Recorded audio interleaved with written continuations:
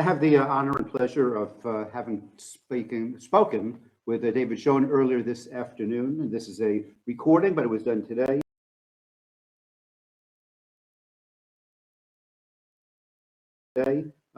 David wears many hats for many different interests in his life. He wears many hats, yarmulkes, and occasionally his hand to show respect and honor to Hashem.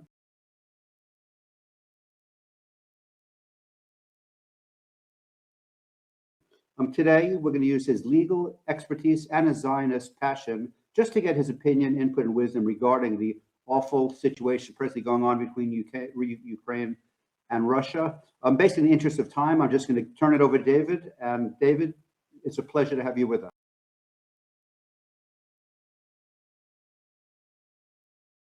Listen, I think that without question, based on reports that we're seeing, there are war crimes being committed today by Russia in the Ukraine. There's the intentional, indiscriminate shelling of civilian areas. And now we're getting reports specifically to block evacuations. Supposedly, there have been negotiations for humanitarian routes to be opened up. Those routes are being closed by bombings and shellings going on where the civilians are trying to get out. It's a horrific situation. I mean, just to give a little perspective from the Jewish point of view, you know, there's a tremendous Jewish history in the Ukraine. It goes back probably over 1,000 years. I believe today it's accurate to say that the Jewish population in the Ukraine is the third largest in Europe and the fifth largest in the world, from reports that I've seen. There may be as many as 400,000 Jews living in the Ukraine today.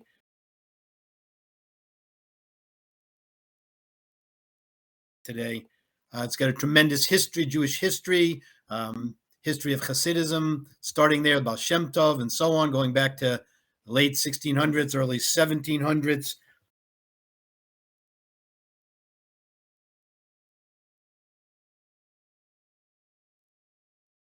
In the early part of the 20th century, Yiddish was actually on the currency in the Ukraine, so tremendous Jewish presence and history. That presence also, though, has to be noted during the Holocaust period. Some of the most horrific tragedies, probably around, we think, 900,000 Jews killed in the Ukraine. Estimates are something like 100,000 Ukrainian collaborators with the Nazis.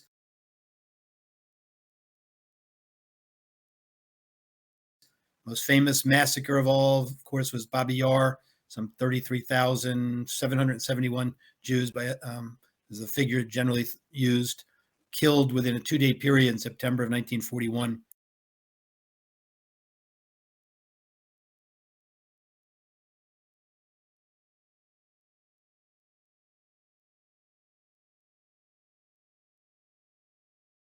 On one other front, I have to say it's being used propaganda purposes today. There's an article out today by a Jordanian journalist, former member of the Jordanian parliament, rooting for Russia, saying the Arab countries should root for Russia, and that, but they sympathize with the Ukrainians for having to live under a Zionist occupation.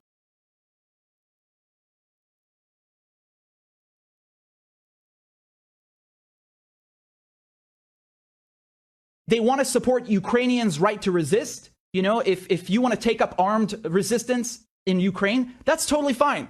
right? They're even going to go and crowdfund the weapons for you online, and they're even going to come and fight with you. But if you're a Palestinian, well, screw you. If you're an Iraqi or Syrian and you're resisting the Israeli occupation or the American occupation, you're a terrorist. They want sovereignty and respect sovereignty for Ukraine, and they respect its territorial integrity. What about Syria that gets bombed every week by Israel? What about Syria, the Golan Heights that are occupied by Israel? What about northern Syria, northeastern Syria occupied by the Americans? You set the Middle East on fire.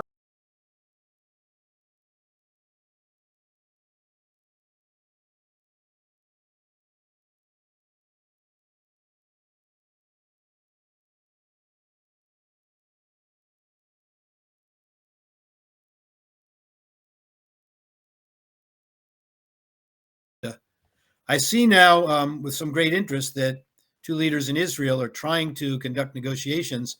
Apparently, Mr. Bennett is on his way or had been in Russia and negotiations, certainly been on the telephone before that. Mr. Lapid was going to the Ukraine to meet with Anthony Blinken from the United States. So there's a big Jewish connection, major Jewish fundraising is going on for humanitarian purposes.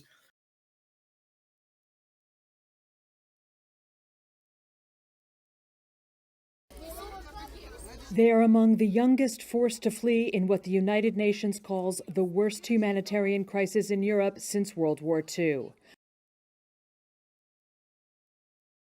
They are afraid, and we are afraid. We don't have any answers for them. We don't know what will happen tomorrow, what will happen in an hour.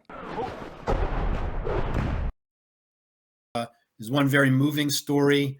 Stand With Us did a piece on actually about a group of orphans being rescued. We estimate now, something like well over 1 million, maybe 1.5 million refugees already. Just a tragic, tragic situation. I don't know what else to say.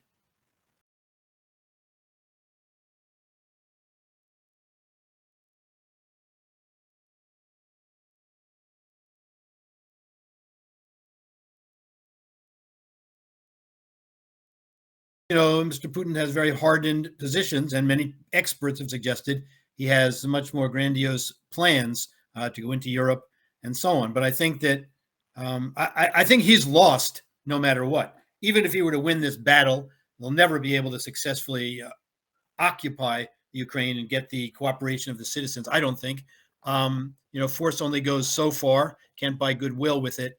And he's now, determined his legacy for the world. So I don't know. I don't know that the sanctions are going to make a difference. I don't think we seem to be serious enough with the sanctions. Seems like a no-brainer to stop the oil imports, but we don't seem to be willing to do that. I saw a piece today that Poland wanted to send planes in to the Ukraine to help the Ukrainian Air Force, but they wanted them replaced by the United States. We've refused to replace those planes. The administration has anyway. Some members of Congress are in favor of it. And we say because that would, could lead to an escalation. Nobody wants an escalation, but at some point when such grave humanitarian rights are at issue and crimes being committed, we have to step up.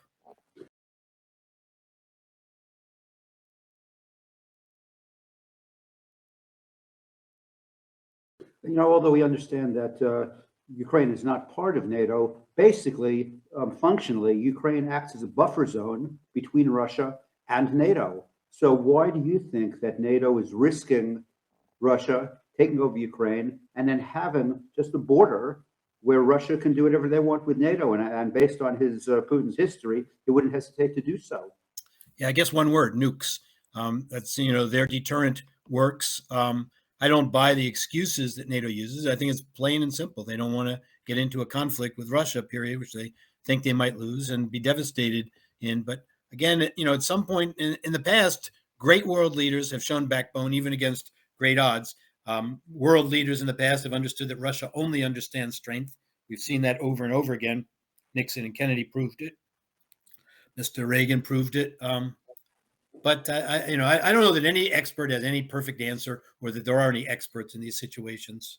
My last question, just regarding your opinion, is when Elon Musk goes and is willing to compromise his wealth and income and suggests that we do more oil production in America, and yet Biden continues to purchase petroleum products from Russia. I mean, is there any explanation for this behavior by the American establishment presently? I don't think there's any reasonable explanation for it. I think it's an absolute mistake. I think Keystone has to be reactivated. I think there was a very interesting piece in the Wall Street Journal by two Alaskans about the rich resources there we could be tapping into. We have to become more self-sufficient. This perfectly illustrates the situation. No, I don't understand it, but unfortunately, politics seems to infect public policy far too often.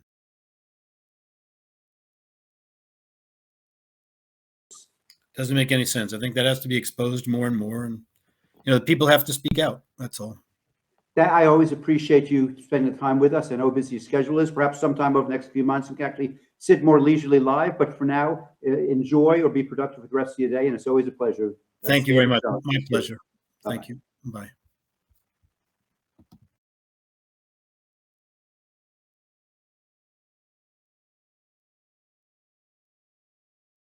We've come home, we've come home to a land of our own.